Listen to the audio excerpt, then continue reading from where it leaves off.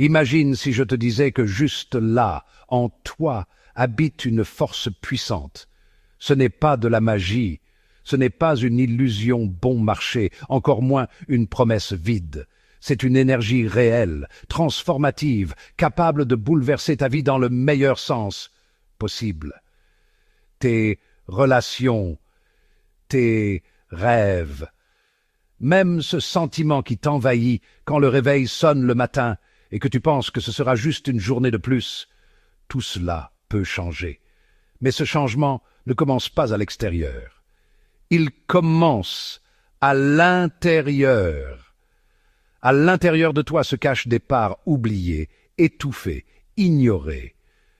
Carl Gustav Jung, l'un des plus grands psychologues du XXe siècle, disait « Jusqu'à ce que tu rendes l'inconscient conscient, il dirigera ta vie et tu l'appelleras destin. » Ces mots résonnent encore aujourd'hui comme un écho puissant. Tu connais peut-être ce sentiment d'être dans un endroit et de sentir que tu n'y appartiens plus, ou ce poids dans la poitrine qui surgit sans raison, comme s'il manquait quelque chose que tu n'arrives pas à nommer. Ce ne sont pas de simples émotions, ce sont des messages. Ton inconscient te parle. Quand nous refusons d'écouter, nous finissons par vivre une vie qui n'est pas la nôtre.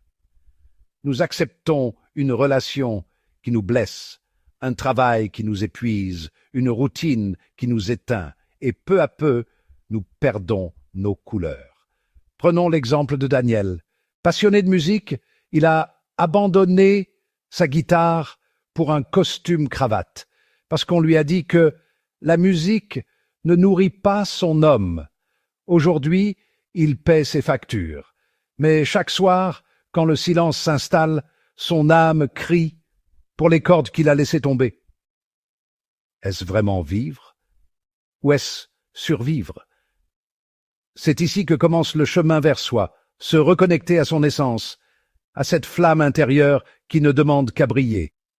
Avant de continuer, prends une seconde pour t'abonner à Le chemin vers soi.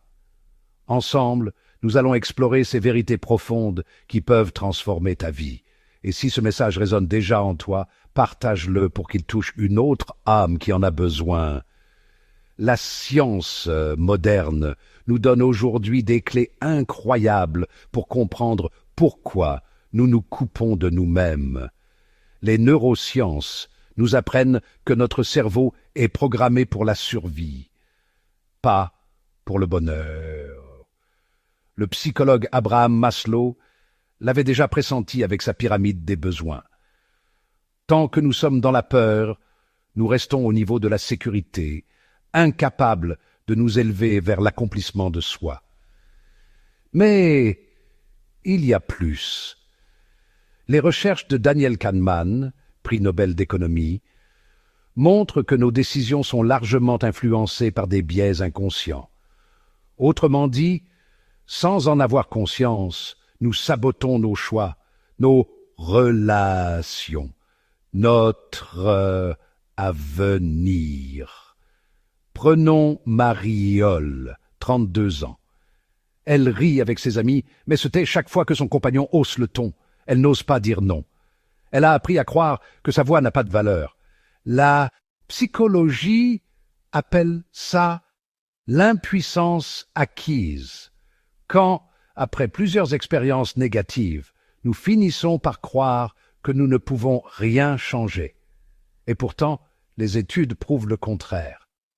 Martin Seligman, père de la psychologie positive, a démontré que l'espoir et la résilience peuvent se cultiver, que même après des années de souffrance, il est possible de réécrire son histoire intérieure.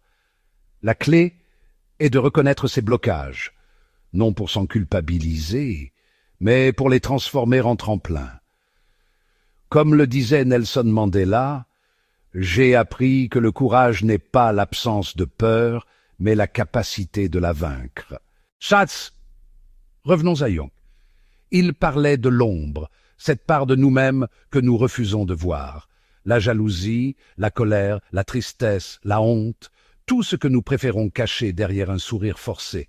Mais attention, cette ombre n'est pas ton ennemi, elle est ton allié, la plus sincère. Elle t'indique où tu dois encore guérir. Regarde Sophie, 40 ans, pilier de sa famille. Toujours forte, jamais de larmes, mais à la moindre contradiction, elle explosait, jusqu'au jour où elle a compris. Sa colère était le masque d'une immense tristesse jamais exprimée. Quand elle a accepté de la regarder en face, sa vie s'est réorganisée. Ses relations sont devenues plus vraies. Elle a enfin respiré. Les recherches de Brené Brown, professeur et auteur reconnu, confirment cela. La vulnérabilité n'est pas une faiblesse, c'est une force. Accepter nos ombres nous rend plus humains, plus connectés, plus authentiques. Si tu sens que ces histoires te parlent, écris dans les commentaires une situation où ton ombre a essayé de te donner un message. Ton expérience peut inspirer une autre personne. Et si tu n'es pas encore abonné, fais-le maintenant, pour ne pas manquer la suite de ce voyage intérieur. Comprendre, c'est bien. Agir, c'est mieux. Carol Dweck, psychologue à Stanford, a étudié ce qu'elle appelle le growth mindset, l'état d'esprit de croissance. Ceux qui croient que leurs capacités peuvent évoluer réussissent mieux que ceux qui croient être figés. Autrement dit, si tu changes ta manière de penser, tu changes ta vie. Alors, comment?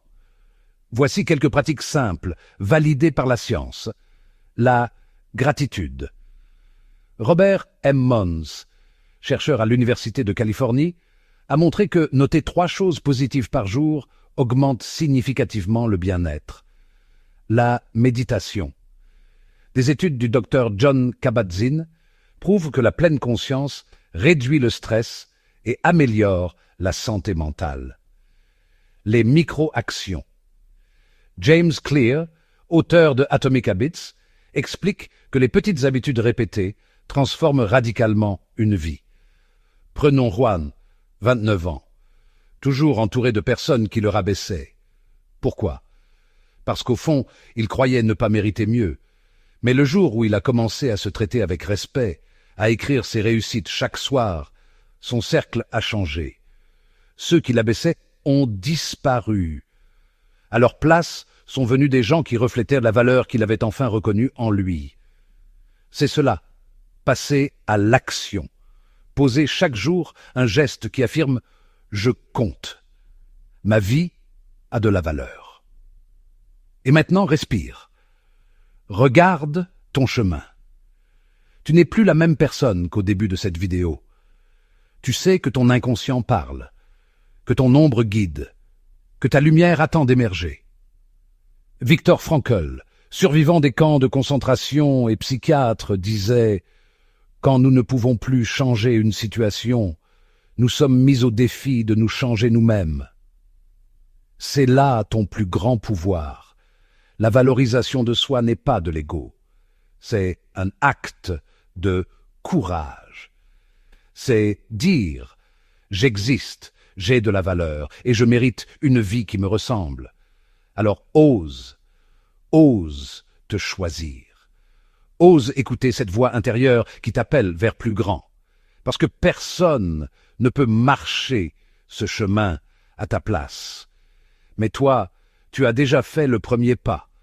Si cette vidéo a résonné en toi, abonne-toi à Le Chemin vers Soi et partage ce message à quelqu'un que tu veux voir grandir. Et surtout, laisse dans les commentaires une phrase « Aujourd'hui, je choisis ma valeur ». Que cette phrase devienne un cri commun, un mouvement de transformation.